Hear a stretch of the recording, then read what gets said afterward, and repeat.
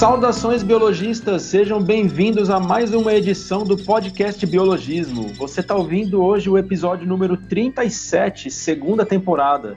O papo de hoje é microbiologia. Temos um convidado para bater um papo com a gente e ajudar a desembaralhar algumas confusões comuns nessa área. E se você já nos acompanha, você com certeza está cansado de saber que meu nome é Flávio e eu sou biólogo. Mas se está chegando agora, sinta-se em casa e espero que você goste do nosso podcast. Gravando esse podcast comigo pelo segundo dia seguido e com o agravante de ser uma fria noite de sexta-feira, temos o enclausurado Aron Marmorato. Isso aí, cara, vou começar a usar uns codinomes também, pra galera tá cansada de ficar ouvindo nosso nome, né, velho? E agora que eu tô gravando um monte seguido, os caras devem estar de novo esse moleque chato que só fala groselha, né? Mas tamo aí, né? Então, se você não me conhece, eu sou o Aron e eu sou biólogo. É isso aí. A gente ainda tá na pandemia, não dá pra fazer rolê de sexta-feira, então bora gravar mais um episódio aí. Pois é. E de última hora, que não ia participar, mas acabou surgindo como uma grata surpresa, Susan Cunha. Ó, Susan Cunha, gostei. Bom, eu sou a Susan, né? Vocês já estão sabendo, sou bióloga, entomóloga, taxonomista. Tô doida pelo episódio de hoje, né? Para saber um pouquinho mais sobre esse tema, que tá super na atualidade. Então não perca o episódio que tá, ó, da pontinha. E eu gostei dessa ideia de codinomes aí, né? A gente podia inovar. Estamos cansados de falar nosso nome toda hora. Vamos inventar alguma coisa nova. Prevejo personagens do Senhor dos Anéis aparecendo por aí. Eu não falei nada, mas eu vou pôr. Bom, Susan, hoje o quadro seria seu, né? Mas como você apareceu de última hora, vou passar a bola para você fazer o convite para as redes sociais da galera. Fazer a lição de casa, né? Bom, aproveitando então para convidar você, nosso ouvinte, a acompanhar todo o trabalho desempenhado pelo biologismo, pois além dos podcasts, a gente está em tudo quanto é canto, né? Estamos nas redes sociais, Facebook, Instagram, YouTube, sempre falando de ciência, biologia, de uma maneira que você já sabe, né? Quem nos acompanha, bem descontraído, humorado. É só procurar por @biologismo e dar essa forcinha aí pra gente. Isso aí, como bem lembrou o Ribas nos últimos episódios, a gente também tem um grupo no WhatsApp, né? Então, para quem tiver interesse de participar, bater um papo com a galera lá sobre biologia, ciência, ou até sobre o clima, a galera reclama muito do frio lá, né? É só acessar no Linktree/biologismo. A gente vai deixar na descrição do episódio. E aí, dentro ali do Linktree, tem todas as nossas redes sociais, inclusive o WhatsApp. A gente nunca fala do grupo, né? Então, é uma boa. Então, a gente acaba esquecendo. Mas é legal, lá rola um bate-papo bacana. De vez em quando a galera divulga alguns trabalhos científicos também. E é legal, o pessoal bem gente boa. Bom, hoje, como eu comentei, o quadro seria da Susan, mas caiu no meu colo aqui, né? E hoje, então, eu apresento o quadro Que Dia Foi Isso? Não tô lembrado, não. Que dia foi isso? Que dia foi isso? Nesse quadro eu falo de datas marcantes, comemorativas, próximas à data de lançamento do episódio, né? E esse episódio vai ao ar no dia 11 de agosto. No dia 11 de agosto comemora-se o Dia do Estudante. Foi criado em 1927 em comemoração aos 100 anos de fundação dos 2 primeiros cursos de ciências jurídicas do país, criado em 11 de agosto de 1827 por Dom Pedro I. Mas, como o nosso podcast é de biologia, acho que também é válido falar que nessa mesma semana, no dia antes e um dia depois do lançamento do podcast, 10 e 12 de agosto, é comemorado o Dia Mundial do Leão e Dia Mundial do Elefante, respectivamente, né? Ambas as datas têm o objetivo de sensibilizar a população, governos e indústrias para a proteção e preservação desses animais. 2 datas bacanas aí, né? Muito legal. Nem sabia que tinha Dia do Leão, nem do Elefante. Pois é, tem de um monte de bicho aí. Aron, você que manja de signo, o Dia Mundial do Leão é no dia 10 de agosto porque é o mês do signo leão? Será que é, cara? Vamos ver aqui agora. Ou foi só coincidência? Não, é verdade mesmo, cara. É dia 8. Eu tenho um calendário do Cavaleiro do Zodíaco aqui, tá do meu lado. Dia 8 é o signo de leão. o mês. Mês 8 é. Acho que é câncer e leão, né? Mas é mais leão. É, leão, eu sei porque o aniversário da Ju, minha esposa, é dia 9 de agosto. Então. Da hora, né, velho? Você acha que o cara não dá ponto sem nó, né, velho? Então, beleza. Nosso astrólogo aí.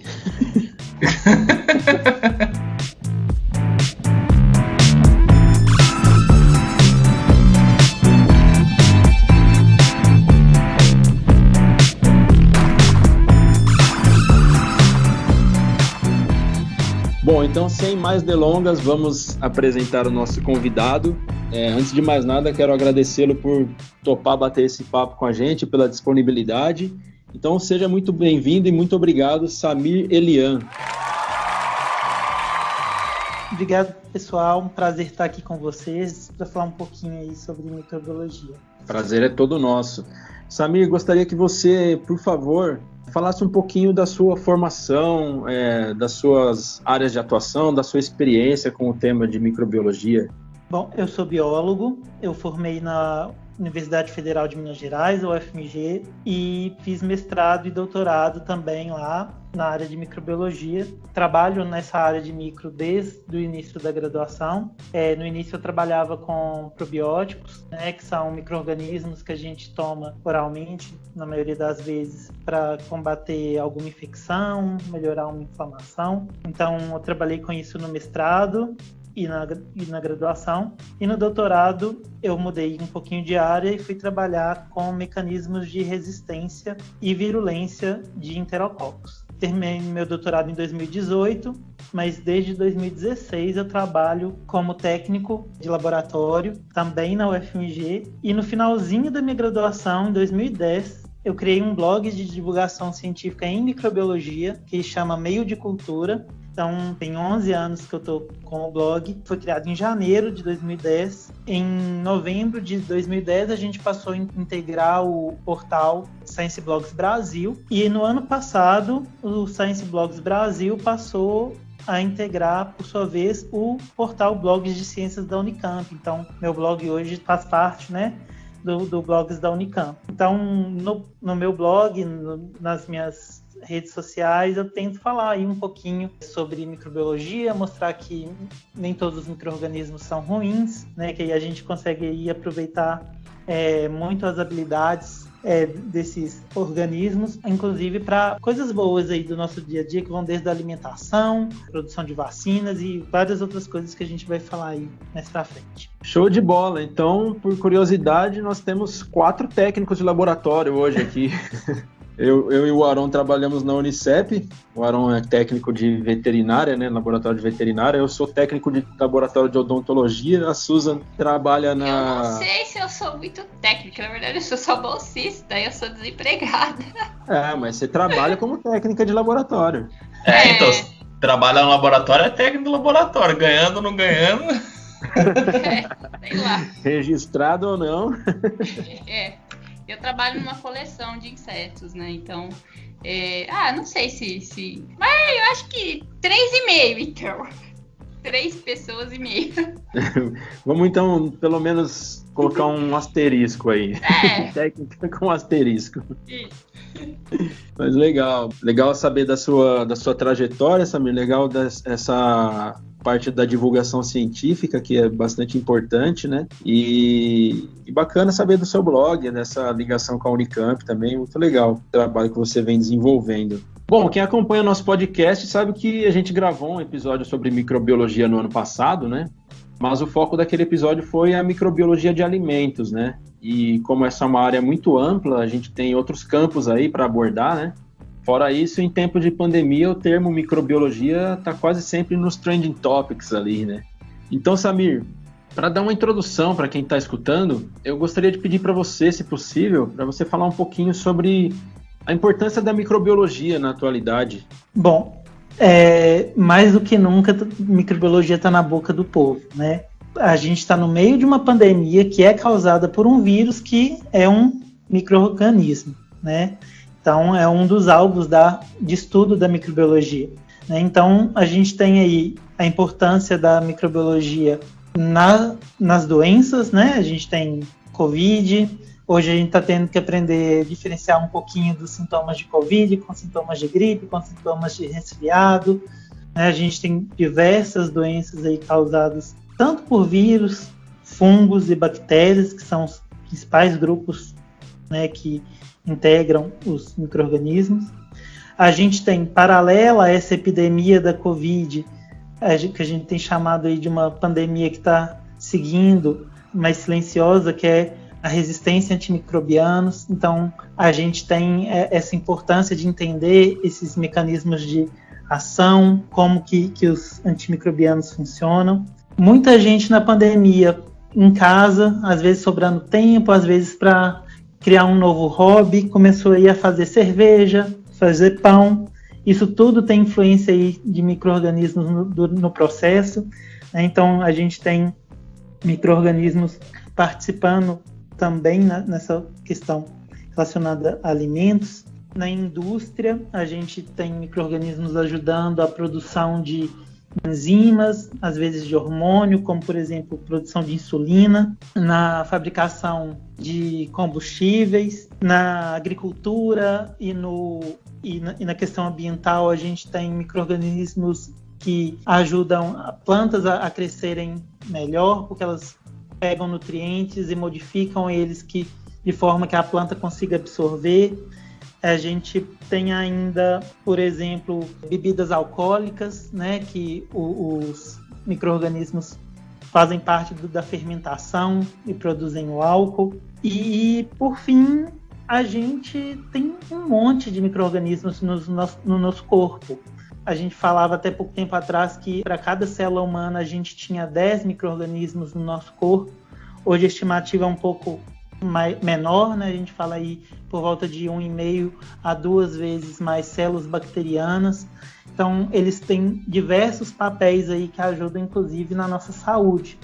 Então, a microbiologia, ela está assim, no nosso dia a dia, praticamente da hora que a gente acorda, da hora que a gente vai dormir, a gente está em contato com o micro-organismo, a gente está se defendendo de micro-organismo, a gente está se alimentando de produtos que têm micro-organismo ou que tiveram um processo realizado por e a gente ainda está no meio de uma pandemia, que tudo que a gente está vivendo hoje, inclusive gravando podcast numa sexta-feira, por causa de um micro-organismo, né? Então, a importância da microbiologia, ela é inegável, né? Tá aí, todo mundo está conseguindo ver mais do que nunca, eu acho, como que está no nosso dia a dia. O Louis Pasteur, no século XIX, né, ele falava assim, que o papel do infinitamente pequeno na natureza é um papel infinitamente grande. Então, é mais ou menos isso que eu acho que a gente consegue passar em relação à microbiologia. Perfeito, não, excelente introdução, legal essa menção ao Pasteur, né?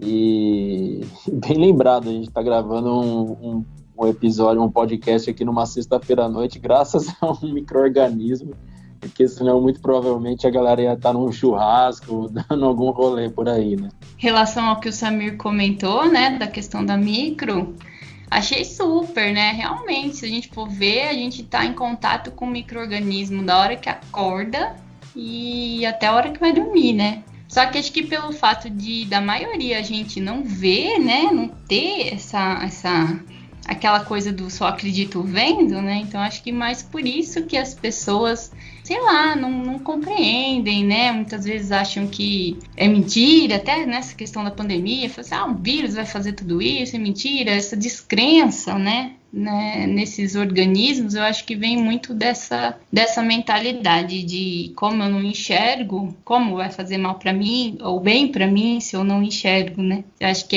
isso é uma das coisas que a gente podia trabalhar logo de criança, né? Nas nossas escolas. Eu acho que isso é um tema muito importante para ser trabalhado desde o início, né? Quando a gente consegue ver em microscópio, em lupa. O problema é que a gente não tem equipamento suficiente nas escolas para isso, mas acho que seria um passo e tanto para a gente nessa história do ver para crer, né? Eu acho que muita gente não acredita justamente, né, por esse fato de não estar vendo, então não é bem isso, né? Acha que não é bem isso. Sei lá, acho que essa é a minha opinião, assim, em relação a esse tema de micro.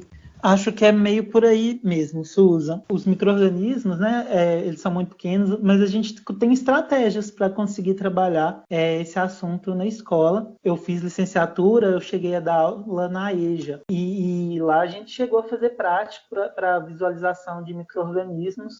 Crescemos em meio de cultura, e depois olhamos no microscópio. Bactéria é um pouquinho mais difícil, mas para ver fungo é muito fácil, né? E vírus a gente não consegue. Mas a gente tem como fazer isso, né? E de formas alternativas, com meios de cultura que a gente pode fazer em casa, né? Ou na escola, sem ser os que a gente compra para laboratório, que são caríssimos, né? Então a gente tem alternativas para isso, sim.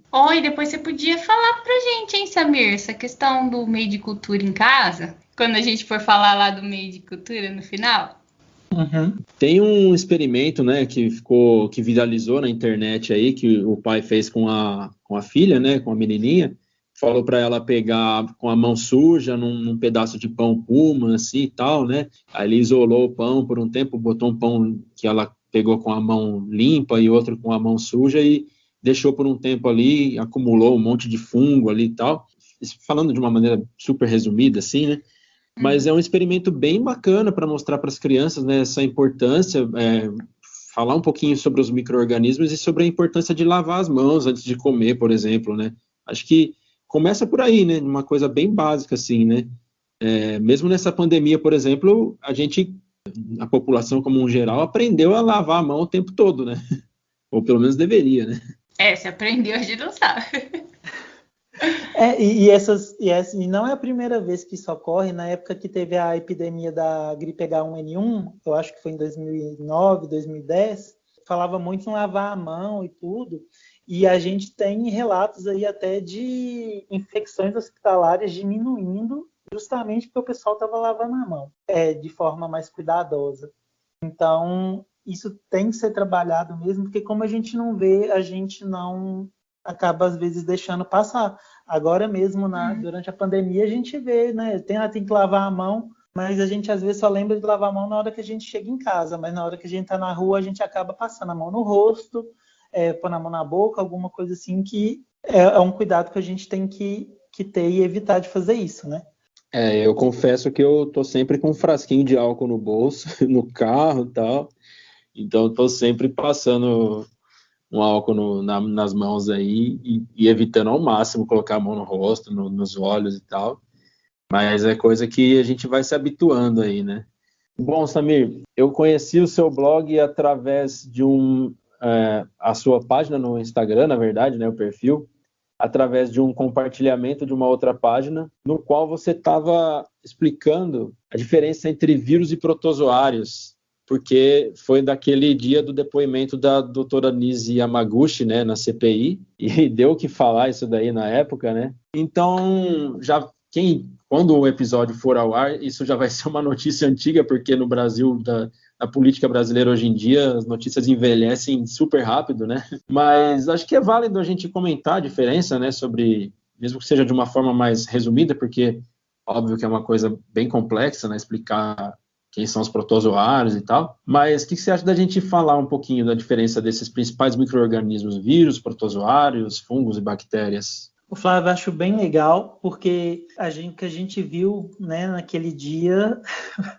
foi uma coisa que deu uma grande repercussão aí por alguns dias, né? Eu acho que por quase uma semana. Não só a fala da doutora Nise Yamaguchi, mas uma discussão aí sobre o que era protozoário ou não, essa definição aí entre os biólogos, né? Então, eu acho que a primeira coisa que a gente tem que falar é que existem organismos celulares, se a gente fosse dividir, em dois grandes grupos. Um seria o grupo que engloba as bactérias, que é o que a gente chamaria de procariotos. E o outro é o grupo que vai envolver fungos, plantas, animais e os protozoários, que são os eucariotos. A diferença entre esses dois grupos seria que o primeiro, né, os procariotos, né, o grupo das bactérias, eles consistem em uma célula muito simples.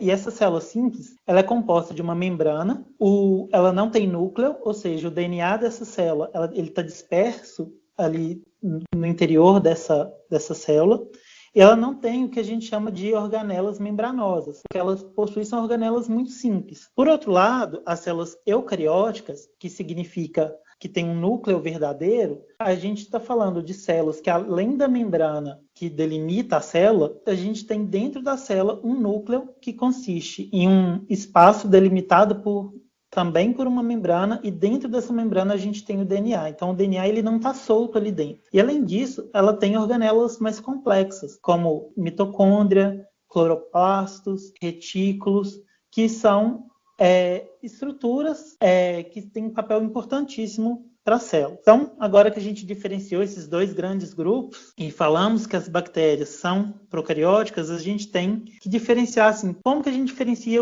esse tanto de organismo que a gente chama de eucarioto, né? Os fungos, eles têm, por fora dessa membrana, uma parede rígida de quitina, e eles não produzem seu próprio alimento. Os animais, por sua vez, eles também não produzem o próprio alimento e eles não têm nenhuma parede por fora da célula. As plantas, elas também têm uma parede celular por fora, mas não é de quitina, é de celulose, né? Que é a celulose, inclusive, que a gente faz papel. E aí, de forma geral, tudo que não se encaixa nesses grandes grupos, a gente chama de protozoário. Né? Na verdade, a gente chama de protista, e protista é um termo que vai englobar o que a gente chama de protozoário e o que a gente chama de alga. Né? Então, é um monte de informação junta e é meio confuso realmente. Mas a grande discussão, quando a doutora Nise Yamaguchi foi depor na CPI, foi qual que era a diferença entre vírus e protozoário.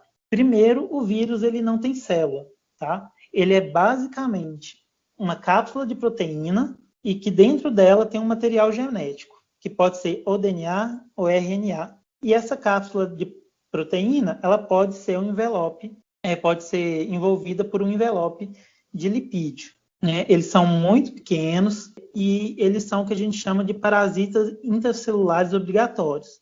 Para eles se multiplicarem, eles precisam estar dentro de uma célula, porque eles utilizam as funções vitais da célula para multiplicar o DNA, formar as proteínas e criar novos vírus.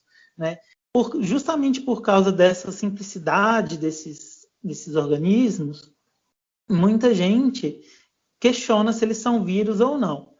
Então, em vez da gente delimitar se eles são vírus ou não, a gente pode chamar eles de entidades biológicas que estão aí localizadas no limite do que a gente define ou não como vida. Né? Os protozoários, por sua vez, eles são uma bagunça, porque eles englobam justamente tudo que a gente não coloca no que a gente chamaria de planta, de animal ou de fungo. Né? Eu falei um pouquinho algumas diferenças entre esses grandes grupos, mas a gente pode falar que os protozoários eles fazem parte de um grupo maior, que seriam que a gente chama de protista. Né? O protista engloba os protozoários e as algas. As algas elas fazem fotossíntese e os protozoários não fazem. Né? Então, eles são organismos com células complexas, né? Que são os eucarióticos. O DNA deles está armazenado no núcleo e eles podem ser organismos de vida livre, que são organismos que estão aí na natureza, eles não infectam nenhum outro organismo, ou eles podem ser parasitas também. Por exemplo, a gente tem alguns protozoários que são aí famosos por causarem doenças na gente. A gente tem o tripanossoma, que causa doença de Chagas, a gente tem a giardia, que é responsável por por infecções sexualmente transmissíveis, assim como o Trichomonas vaginalis. A gente tem o Plasmodium, que é um protozoário que causa malária, e a Leishmania, responsável pela leishmaniose. Eu achei interessante o termo entidade biológica para vírus. Confesso que eu não conhecia esse termo. É interessante, porque né, não é considerado um ser vivo, né? Então a terminologia achei boa. Eu também, eu não conhecia também. Eu vi essa definição no podcast 37 Graus, na temporada sobre pandemia, né? Então, é um termo que parece que o pessoal tem usado aí com frequência, porque se você fala que é um organismo, você tem que estar considerando que ele é um ser vivo, né? E se você não considera ele um ser vivo, você vai chamar de quê? Né? Então, o pessoal tem usado essa definição de entidade biológica como uma forma de se referir aos vírus. Bacana, criativo. Legal. Um pouco antes você falou sobre resistência bacteriana e tal, né? E aí a gente pode entrar na questão dos antibióticos, que é uma coisa que o Aron mesmo costuma comentar em episódio que a gente fala sobre evolução e tal, né? Ele usa isso como exemplo, né? A questão das superbactérias, né? Criarem bactérias super resistentes, a galera toma antibiótico errado. O que você pode falar para a gente sobre isso? Dar uma dica para a galera aí, por que o ideal é tomar de acordo com uma receita? Então, quando a gente está falando aí de antimicrobiano, a gente sempre está falando ao mesmo tempo da resistência, porque o simples fato da gente usar o antimicrobiano, mesmo que seguindo todas as orientações, a gente está de alguma forma contribuindo para a resistência. Por que isso? Quando a célula microbiana tá causando infecção, se a gente está entrando com antibiótico é porque a gente não está conseguindo destruir essa bactéria. Então, a gente precisa de uma ajuda.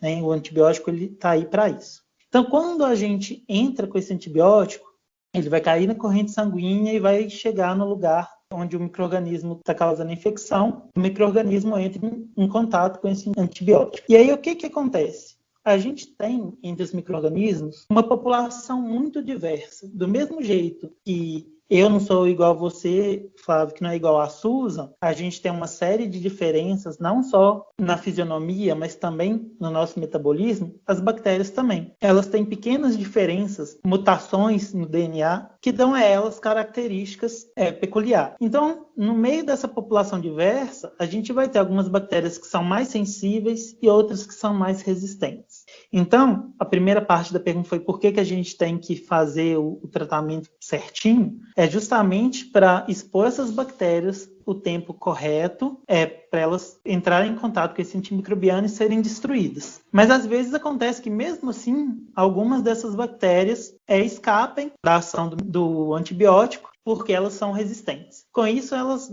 se multiplicam e podem causar doença, ou mesmo se o corpo der conta, né, que a quantidade diminuiu de bactérias, às vezes o corpo consegue acabar com essa infecção. E com isso, às vezes a gente acaba ainda liberando, por exemplo, essas bactérias resistentes na natureza. Se for uma infecção intestinal, essas bactérias às vezes acabam indo para o sistema de esgoto e caindo na natureza, né? Ou se é uma bactéria que está na pele ou na boca, a gente às vezes pode, por contato, passar para uma outra pessoa. Né? Então a gente tem essa questão do tratamento ser importante justamente para diminuir essa quantidade de bactérias e o corpo conseguir também atuar.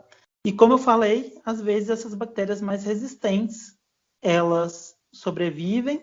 Então, por isso que o simples fato da gente usar o antibiótico, ele acaba selecionando de alguma forma. Mas é um efeito menor do que se a gente usa por um tempo menor ou quando não precisa. Porque aí essa força de seleção, ela vai estar atuando de forma ainda mais intensa. Então, por exemplo, se eu usei um antibiótico por tempo menor do que foi recomendado, às vezes bactérias que iam morrer com o antibiótico, elas acabam sobrevivendo. Então, com isso, elas começam a se multiplicar e às vezes começam a ter modificações, mutações que vão deixar elas às vezes mais resistentes até do que as bactérias que já eram resistentes ali naquela população. Então, quando a gente pensa num ambiente da comunidade, a gente em casa, é uma situação mais tranquila, porque esse efeito acaba se diluindo. Mas quando a gente pensa no ambiente hospitalar, a gente está lidando ali com pessoas que geralmente estão debilitadas, que o sistema sistema imunológico não vai conseguir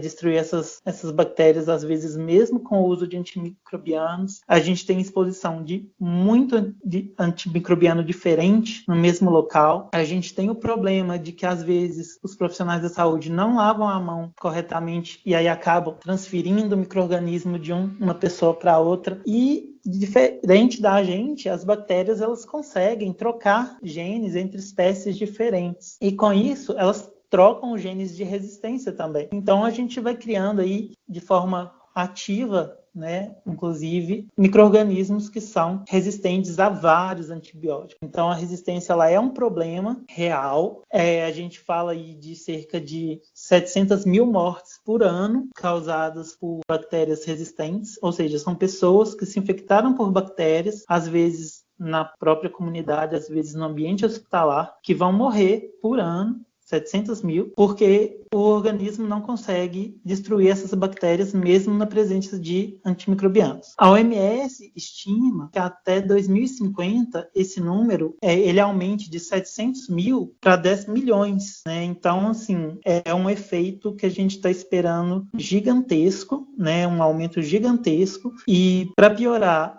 o número de antimicrobianos que estão sendo descobertos nos últimos anos, ele está cada vez menor. É um processo muito difícil, é muito caro, e a gente ainda não tem estudos ainda para sustentar com dados o que eu vou falar, mas os cientistas estão com muito medo aí do efeito que a pandemia vai ter nesse número de mortes, porque a gente viu aí o uso aqui no Brasil, por exemplo, de azitromicina, um uso muito grande desse antibiótico, e com isso ele é um antimicrobiano que ele tem uma atuação sobre diferentes grupos de bactéria, então ele pode estar gerando resistência em diferentes bactérias em grandes grupos, e isso pode se tornar um grande problema, e então a gente provavelmente vai ter um impacto que a gente deve conseguir medir isso nos próximos anos, de como foi o efeito aí da pandemia na resistência. Porque não só por causa do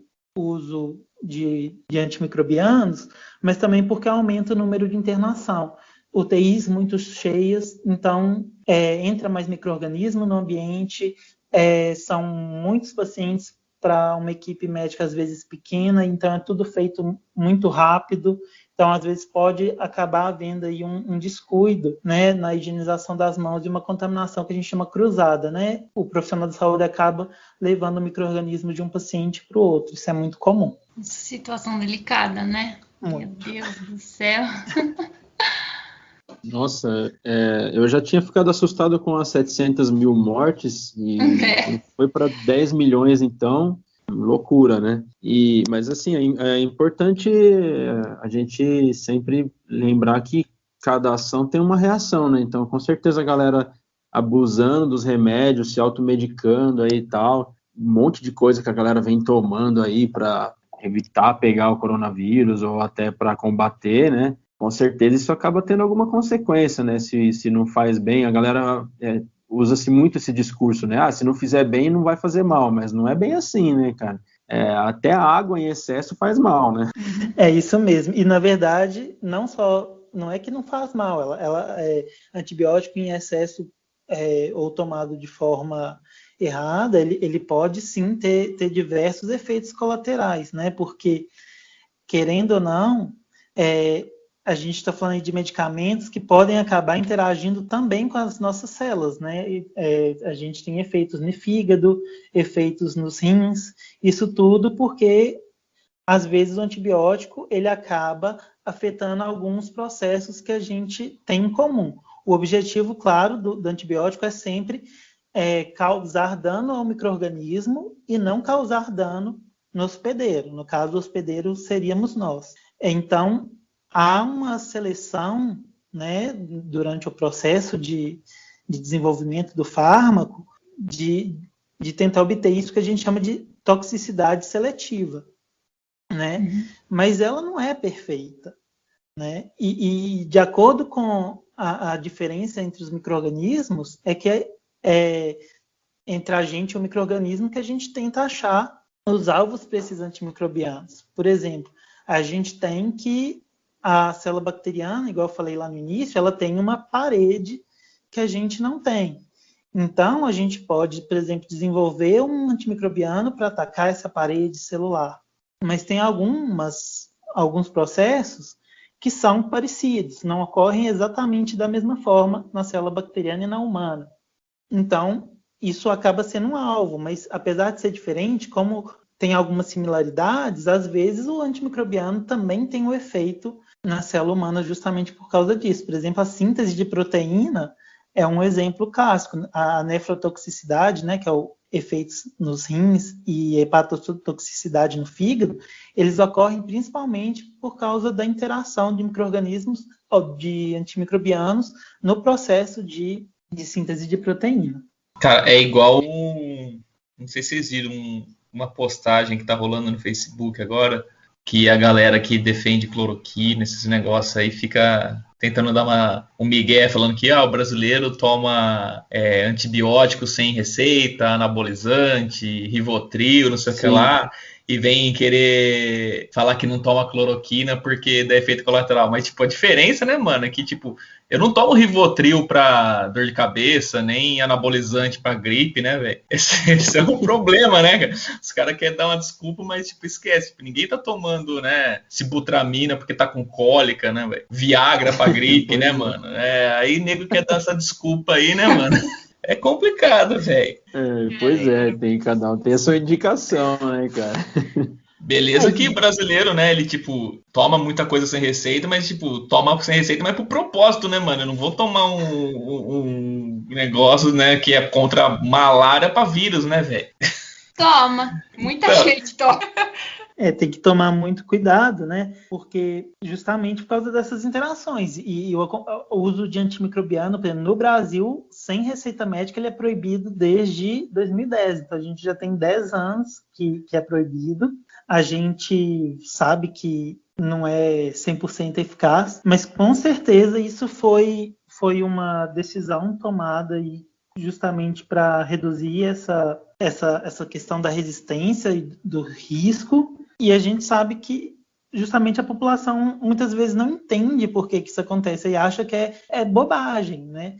Então a gente tem que saber dos riscos, né, de não só de antimicrobianos, mas qualquer medicamento, justamente por causa disso, né? Porque sempre vai ter algum tipo de efeito colateral possível. Alguns são graves, alguns menos, né? A ideia é não tome nada sem receita médica. Não se automedique nunca. Mas isso é um assunto bem delicado, né?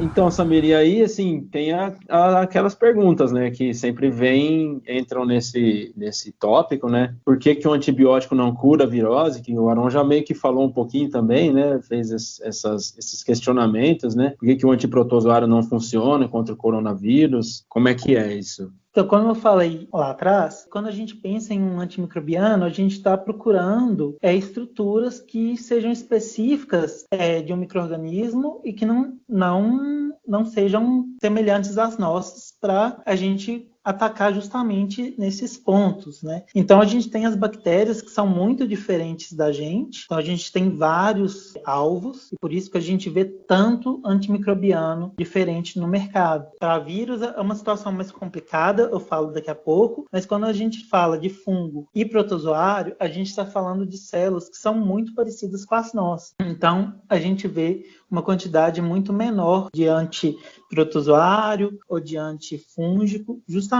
porque pode ter uma interação muito grande e muitos efeitos colaterais. Com o vírus, a situação é ainda mais complicada, porque apesar dele ser bem diferente da gente, ele usa toda a nossa maquinaria celular para se multiplicar. Então, a gente acaba tendo que usar etapas do ciclo do vírus e tenta interferir de alguma forma. Então, a gente tem pouquíssimos antivirais, alguns deles com muito efeito colateral. Então, por que o antibiótico não é utilizado para tratar a virose? Justamente, assim, se a gente for falar de uma forma muito grosseira, são organismos diferentes, estruturas diferentes, o metabolismo é diferente, então o que afeta um não afetaria outro, né? Mas a gente tem um caso curioso, por exemplo, quando a gente fala aí do uso de um antiprotozoário para tratar aí da Covid, né? Surgiu aí principalmente em relação à ivermectina e à anita. O que acontece? Quando a gente faz os testes, né? A gente busca o que a gente chama de reposicionamento de fármaco, que é pegar um fármaco que já está no mercado e fazer estudos para ver se eles servem para outras doenças ou para tratar outros tipos de infecções. A gente muitas vezes começa fazendo esse estudo in vitro.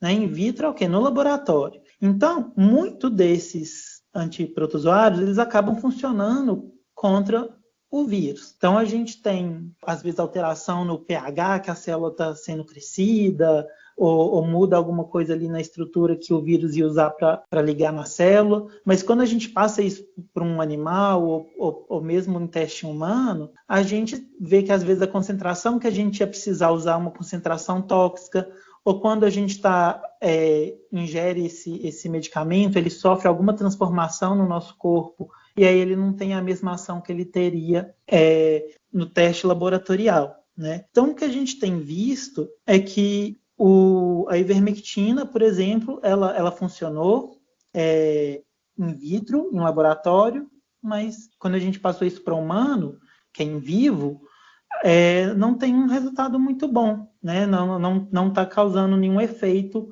positivo. Né? Os estudos que mostram que ivermectina é eficaz, eles têm uma série de problemas que têm sido demonstrados aí, principalmente por muitos divulgadores, né? Muitos artigos retratados. Um outro medicamento que é interessante a gente comentar é o anita, que é a substância nitazoxanida, porque ele tem uma ação contra diferentes grupos de seres vivos. Ele tem ação sobre protozoários, como ameba, giardia, sobre verminoses, como a solitária, o ascaris, que é a lombriga, e além disso ele tem ainda uma ação antiviral. E por que isso acontece? O medicamento ele inibe uma enzima que é muito importante para vermes e para protozoários, mas em humanos ele é específico para 2 vírus, que é o rotavírus e o norovírus, e eles atrapalham a síntese da estrutura viral, a síntese de proteína que ocorre na célula do hospedeiro. Então, apesar dele ser usado para combate a rotavírus e norovírus, isso não faz com que ele seja automaticamente eficaz contra qualquer outro tipo de vírus. É uma afirmação que a gente tem que tomar muito cuidado, justamente para evitar esse uso incorreto e possibilidade de criar. A gente falou aí de resistência bacteriana, mas da mesma forma que a gente seleciona bactérias resistentes, a gente pode acabar selecionando vermes resistentes, a gente pode acabar selecionando protozoários resistentes também. Né? Então, tomar muito cuidado com a automedicação, principalmente em medicamentos que têm efeitos que, além da gente, ainda pode estar aí contribuindo para uma situação complicada a nível até mundial.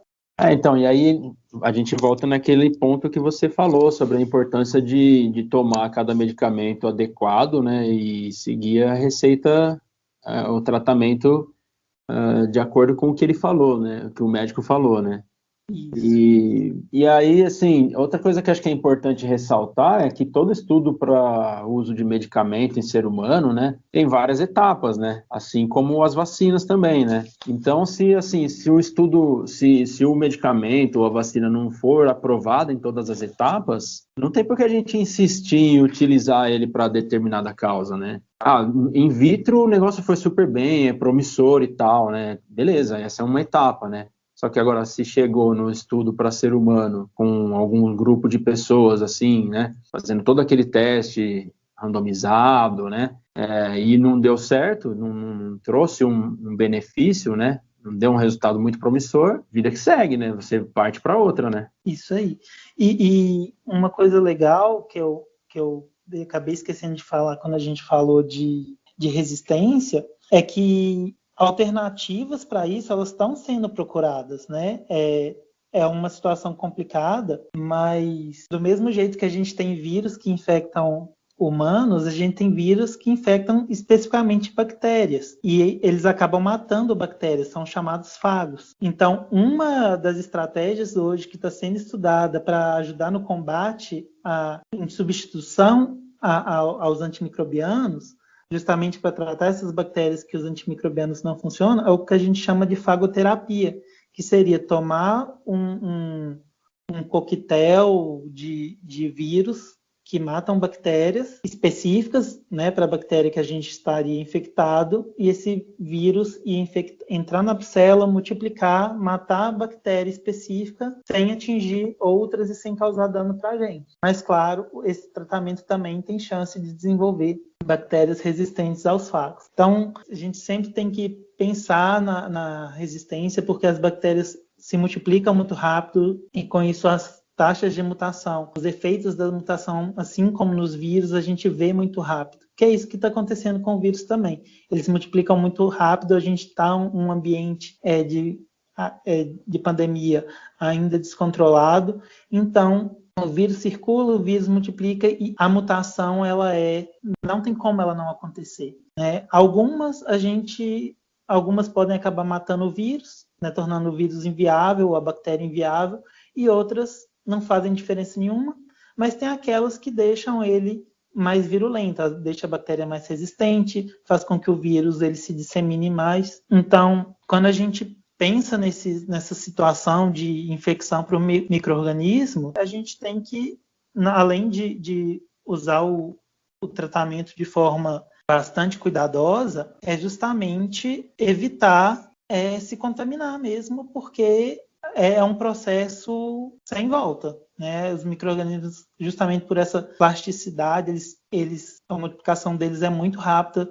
A gente tem a bactéria multiplicando geralmente a cada 30 minutos, algumas mais lentas, outras mais rápidas, enquanto a gente, né, o que a gente chamaria de geração, né, na espécie humana é de 25 anos, numa bactéria de 30 minutos. Então, você coloca uma bactériazinha para crescer no laboratório à noite, no outro dia você tem em um tubinho de ensaio uma população igual a gente tem no planeta Terra, né? De milhares de milhões e bilhões de bactérias num tubinho, né? Então, a gente tem uma diversidade muito grande de organismos e a gente tem que sempre se preocupar com possíveis efeitos, né, do tratamento. Nossa, foi bem legal essa comparação que você fez aí sobre a questão das gerações e da rapidez, né, da velocidade da reprodução das bactérias. É muito louco pensar isso, né? Você deixar o negócio de um tubo lá no meio de cultura ali de uma noite para o dia, já tem o equivalente à população de humanos na Terra, né?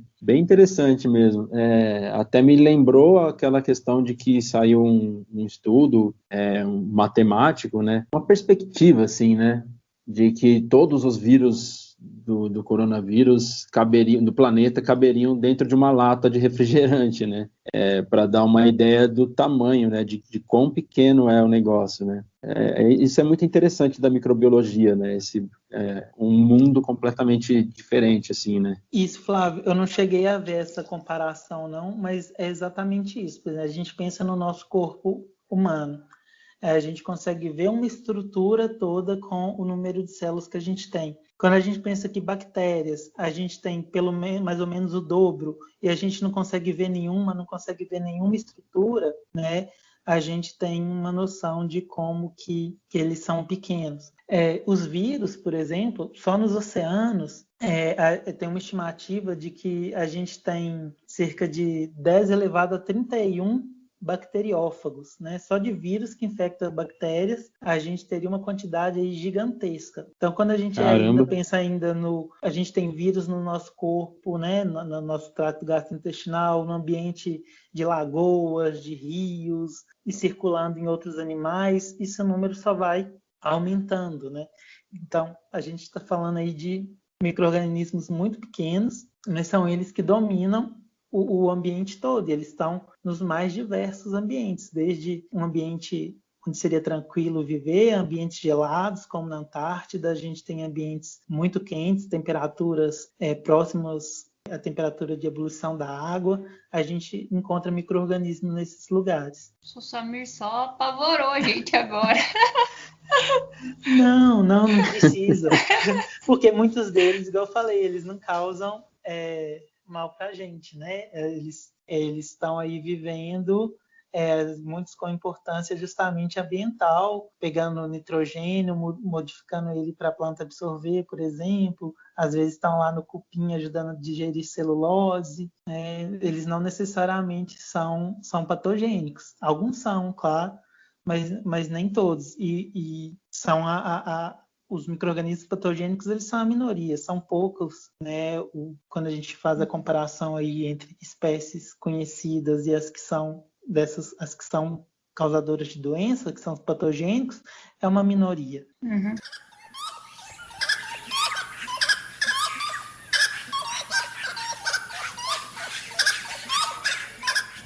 Bom, Samir, então aproveitando que o nome do seu blog é Meio de Cultura, ensina pra gente como prepara o meio de cultura, né? Se tem como a gente preparar isso em casa, se dá para fazer, nem se for alguma coisa mais simples pro pessoal fazer um experimento, até para as crianças e tal, ou se é só em laboratório que dá para fazer isso, os materiais que precisa. Bom, primeiro, definir o que é um meio de cultura, né, para microbiologia.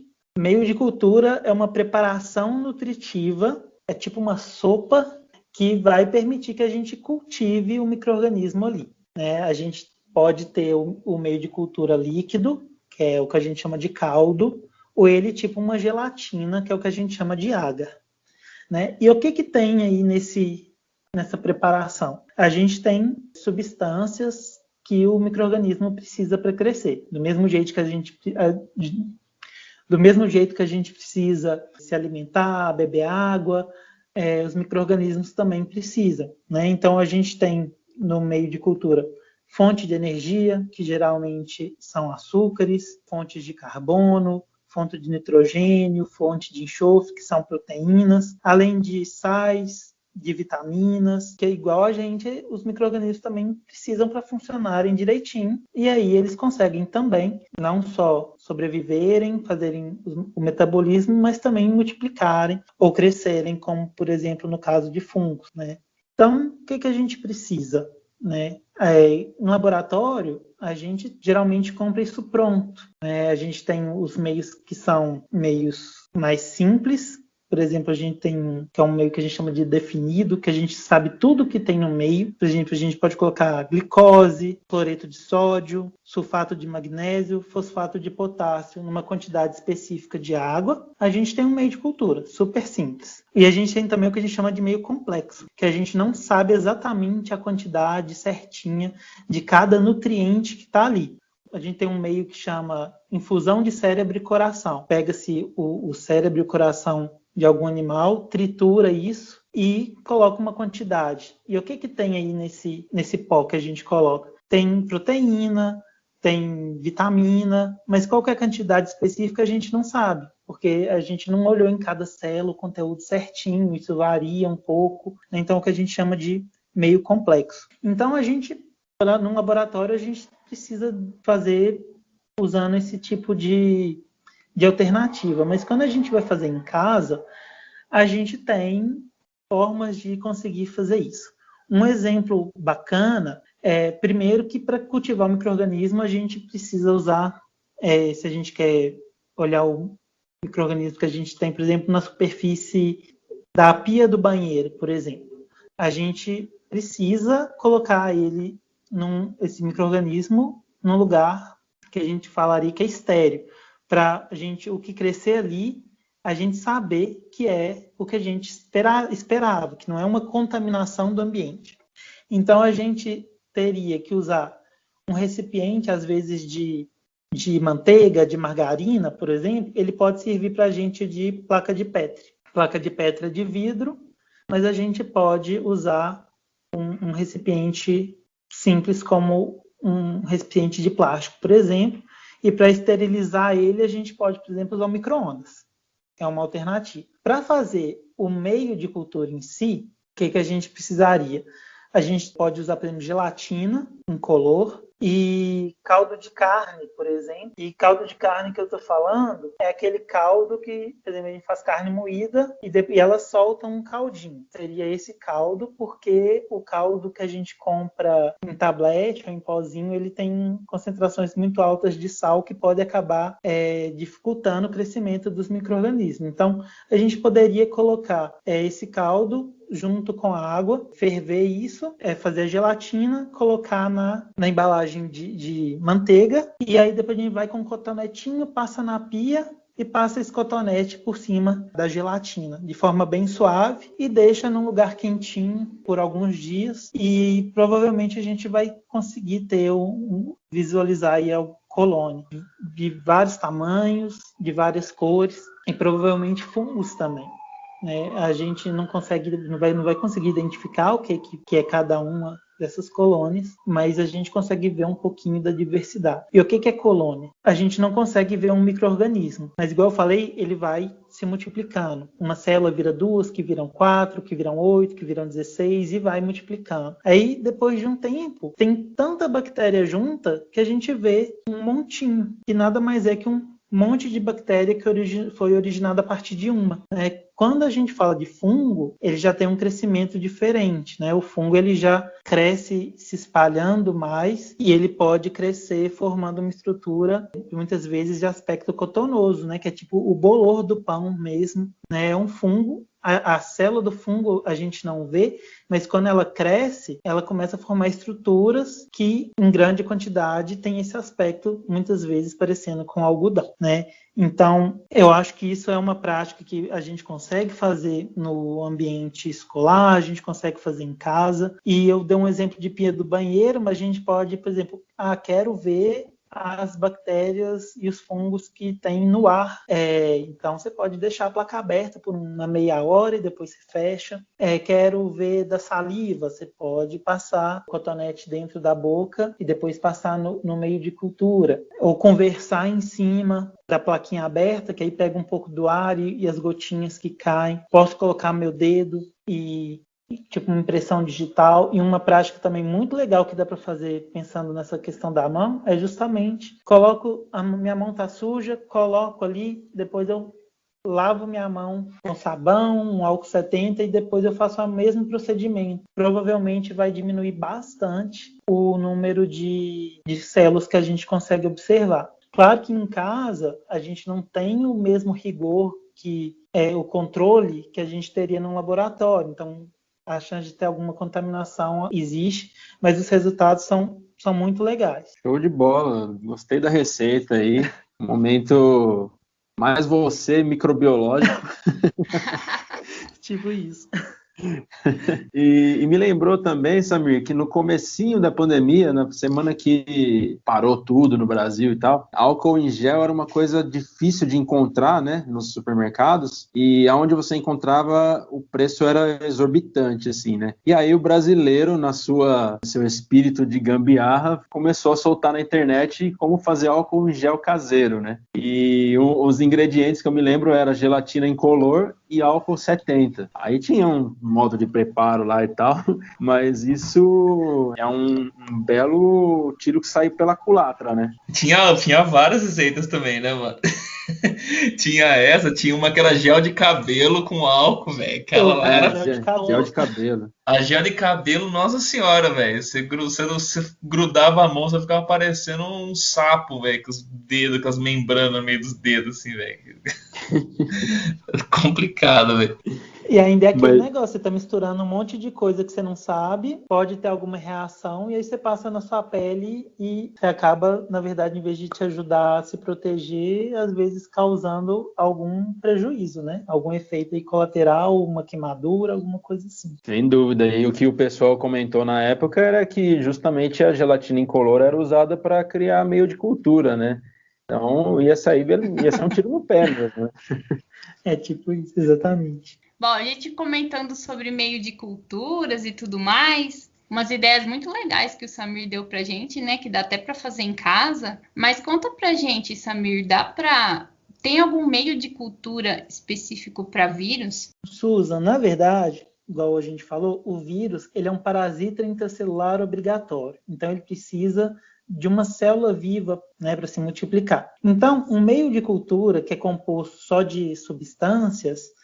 químicas, o vírus não cresce ali. Então, o que a gente tem, na verdade, é que cultivar a célula que o micro-organismo se reproduz. Por exemplo, se for um vírus que infecta uma célula humana, cultivar uma célula humana, se é de um vírus de bactéria, um fago, igual eu falei lá atrás, a gente faz uma cultura de bactérias e coloca o vírus ali. Então, o vírus ele vai infectar as células que estão crescendo no meio específico e a célula que atuaria como meio de cultura para o vírus. Então não dá para fazer um meio de cultura para vírus em casa. Não dá. Susan. Ué. Mas também a gente não ia nem ver, né? A gente não ia nem conseguir ver.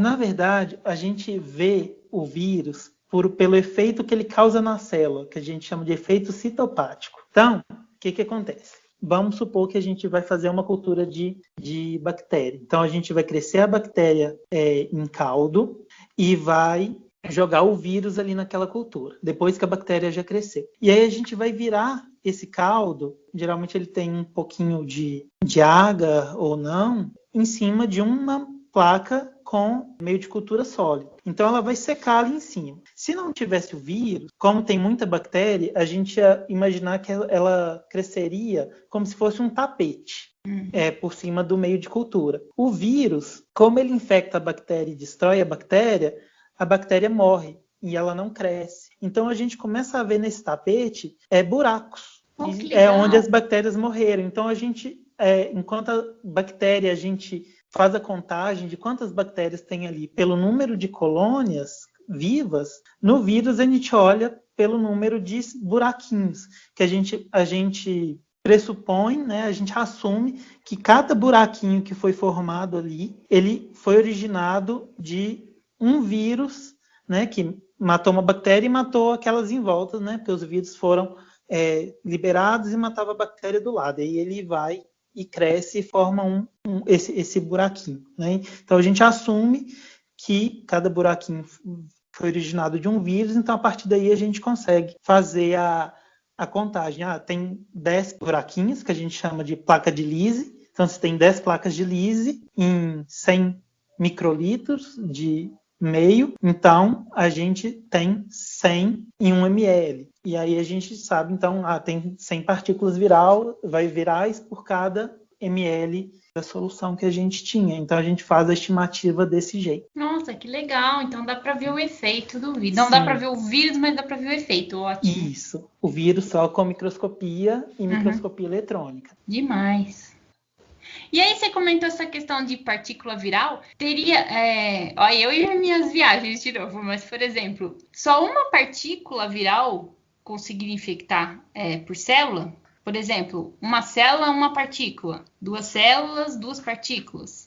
Uma partícula viral por célula? Ou uma célula consegue abrigar mais vírus? Quando ele se replica, ele já tem que procurar outra célula para infectar e se replicar? Entendi. O que acontece? O vírus, para entrar dentro da célula, ele tem que achar um receptor, né?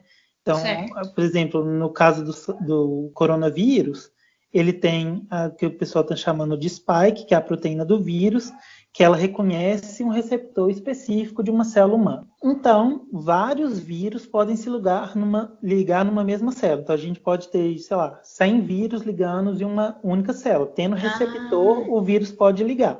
Certo. Mas a célula pode ser infectada com um vírus.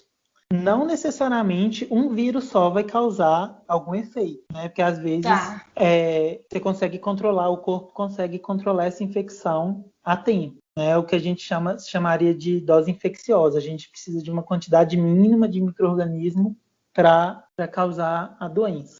Então, por exemplo, eu trabalhava com salmonela em camundongo. A gente precisava de uma quantidade alta de salmonela, se eu não me engano, era entre 100 e 1000 células para causar uma infecção num camundongo. Mas, por exemplo, a Listeria, que é uma outra bactéria que causa infecção intestinal, em humanos mesmo, 10 bactérias conseguem causar dano. Já causam doença, a pessoa tem diarreia e tem tudo. Pode, se for um caso mais grave, pode até morrer. Então, isso varia de acordo com a capacidade da bactéria ou do vírus em evadir do sistema imunológico, capacidade de infecção, multiplicação, o tipo de célula que ela infecta. Então, um vírus pode causar infecção? Pode, mas a doença ele só vai causar se ele for capaz de multiplicar em outras células, né, e antes da célula ser destruída, porque quando a célula é infectada, ela começa a liberar um monte de sinal, falando, olha, eu estou infectada, e o sistema imunológico vai lá e tenta matar aquela célula e controlar a infecção. Se ele consegue, a infecção acabou ali. Se as células vizinhas começam a ser infectadas, se demorar muito, o sistema imunológico não conseguir conter, isso vai multiplicando, a infecção vai se alastrando, né? Então a gente tem aí um caso de uma infecção, que a infecção é simplesmente o vírus entrar na célula, ele se transforma num quadro de doença infecciosa. Muito legal. Gostei. Show de bola. Só deu medo da Susan querendo criar vírus em casa aí. Aí saber qual a finalidade. Não, é que eu fiquei pensando... A próxima pandemia vem da Susan. Não.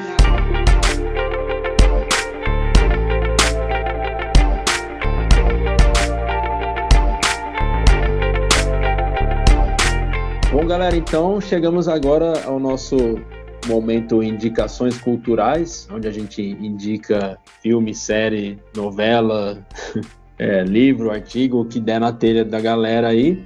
E como eu sou sempre acusado de ficar por último para ter tempo para pensar, hoje eu vou começar o negócio, hein? Pelo menos uma vez, né? E, nossa senhora! Vamos lá.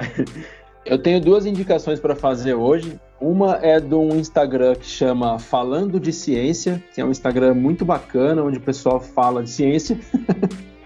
E eles falam sobre química, física, biologia, sobre o universo, sobre tecnologia, algumas inovações.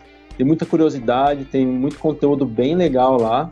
Vale a pena seguir, então é @falando de ciência lá no Instagram. E a outra indicação que eu vou fazer aqui é um episódio de um podcast sensacional, que chama Biologismo.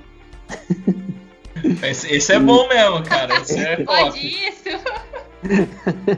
Eu quero indicar o episódio 20, que eu e o Aron conversamos com a professora Cíntia Matiusi sobre microbiologia.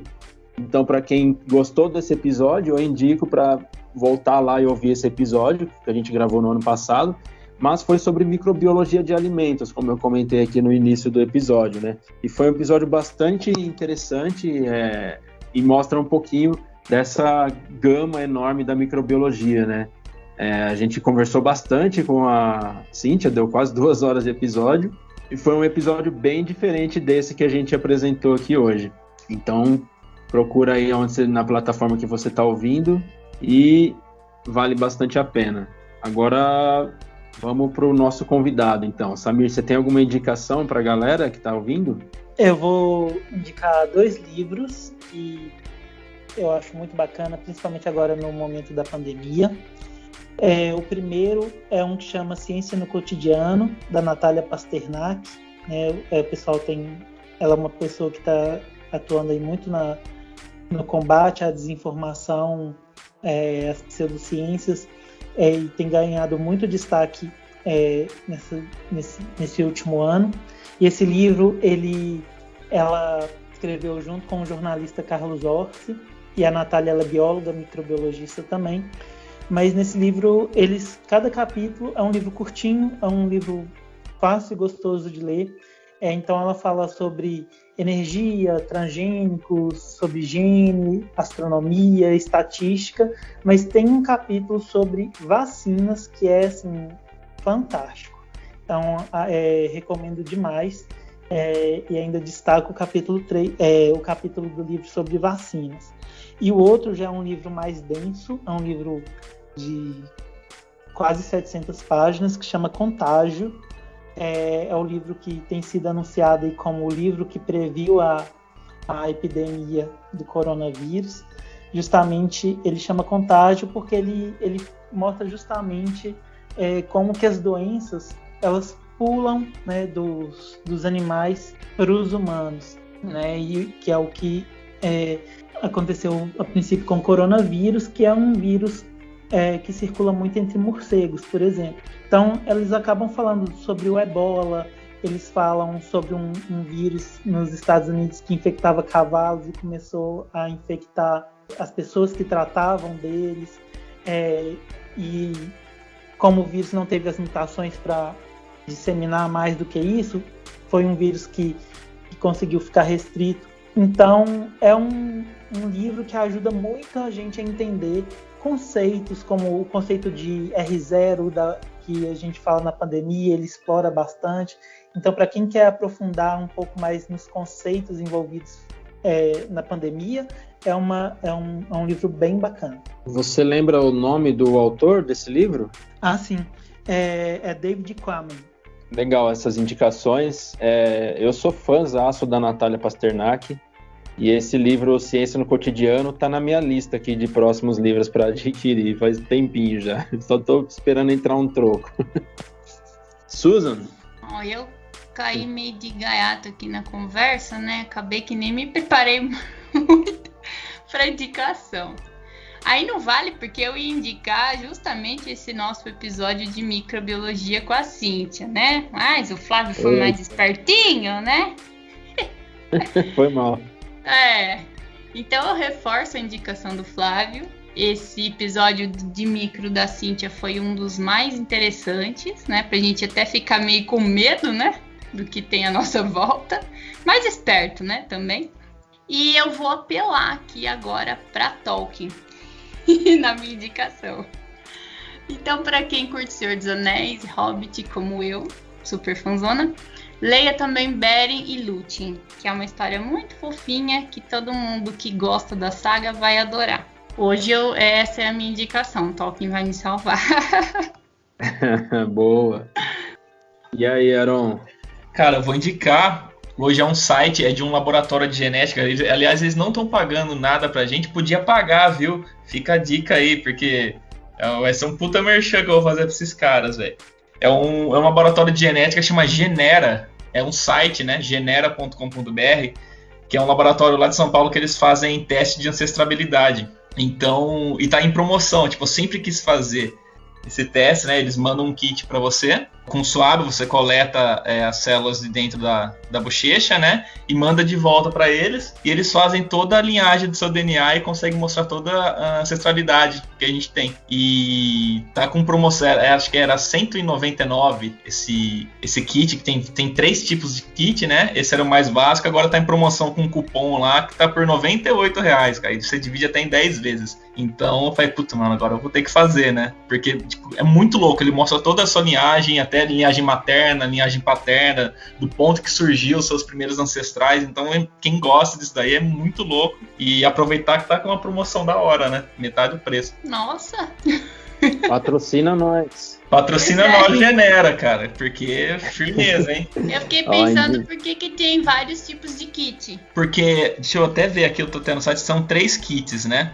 Então. Então, um que é o mais básico mostra sua ancestralidade global. Você consegue buscar parentes seus que são cadastrados no site, né? E todas as suas linhagens. Aí tem os outros pacotes que mostram, acho que tem muito mais dados, né? Que tipo outra dados de bem-estar, que são um relatório que mostra como o seu DNA vai influenciar na sua rotina, né? Igual eles descobriram agora que quem é descendente dos Neandertais, né? Que tem um gene, né? Que as pessoas herdaram dos Neandertais são mais suscetíveis a ter complicação maior do Covid. Então, tipo, se você faz esse teste, você consegue ver se você tem esse gene, se você é mais suscetível a ter sintomas mais graves ou não. É muito legal isso daí. Aquele lance, quer saber mais, paga mais também. Né? E o pacote mais caro é muito louco, que mostra qual medicamento funciona melhor de acordo com o seu DNA no seu organismo. Assim, é muito louco. Mas aí esse pacote completo é meio carinho, né? Nossa. Mas é um puta site legal, assim, tipo, esse mais completo analisa, mostra até o risco genético que você tem para ter Alzheimer ou câncer, a probabilidade que você pode ter devido ao seu DNA, é muito louco. E eles ficam com seus dados todos depois também, né? Fica com o seu DNA lá. Nossa, é mesmo, também tem essa. Verdade. É um dado aí que a gente tá pagando para os outros terem nossos dados. É tipo Google, né? Então, tipo isso. Mas quem vai querer fazer um clone meu, né? Então. Imagina, ter um cara mais um Aron aí, pelo amor de Deus, né? Ah, não, aí não dá, não. Não rola, bom, né? É. E ainda mais vai nascer mais novo, vai ser tipo o clone mesmo, né, velho? Aí não rola, né? Da novela, né? O cara vê ele mais novo, aí ferrou. Bom, galera, então é isso. Chegamos ao final desse podcast. Antes da gente encerrar, eu quero, em nome da Biologismo, dizer muito obrigado ao Samir por topar bater esse papo com a gente aqui. Foi super interessante, foi muito legal. Uma conversa bastante esclarecedora, com muitas curiosidades. Tenho certeza que ficou um episódio bem legal para quem está ouvindo também. Então, Samir, mais uma vez, muito obrigado por topar bater esse papo com a gente aqui, pela disponibilidade e pela conversa, né? Pessoal, foi um prazer. Adorei. Que se precisarem, estamos aí de volta. A gente pode fazer um outro episódio. Pessoal que gostou, quiser me seguir nas redes, meus perfis pessoais todos são Samir_Elian. O blog Meio de Cultura, ele pode ser acessado no blogs.unicamp.br/meio de cultura. No Twitter, a gente está como @meio de cultura e no Instagram, @meiodecultura.sbbr, de Science Blogs Brasil. É isso. Muito bom. Maravilha, brigadão, Samir. Susan e Aron querem falar alguma coisa? Não, só agradecer ao Samir por disponibilizar a sexta-feira, né, pra falar com a gente. Bom, também queria agradecer ao Samir. Samir, amei, muito obrigada, foi muito legal. Deu até vontade de criar uns vírus. Mas vou deixar para a próxima, né? Quem sabe no futuro, mas por enquanto não. Mas muito obrigado mesmo, foi muito legal. Muito bom. Bom, então é isso, né, galera? Nosso muito obrigado a você que sobreviveu até aqui. Para você que está chegando agora, ouvindo pela primeira vez o nosso podcast, os episódios saem a cada 2 quartas-feiras, às 10 horas da manhã, nas principais plataformas de streaming. E, claro, a gente sempre pede um feedback, né? Elogio, críticas, sugestões na plataforma que você estiver ouvindo ou nas nossas redes sociais. Nos diga o que vocês estão achando, o que dá para melhorar e o que vocês estão gostando para a gente ir adaptando o nosso trabalho. Beleza, galera? Então, muito obrigado mais uma vez e até a próxima. Tchau, tchau. Tchau, gente. Valeu, galera. Até a próxima. Tchau, tchau.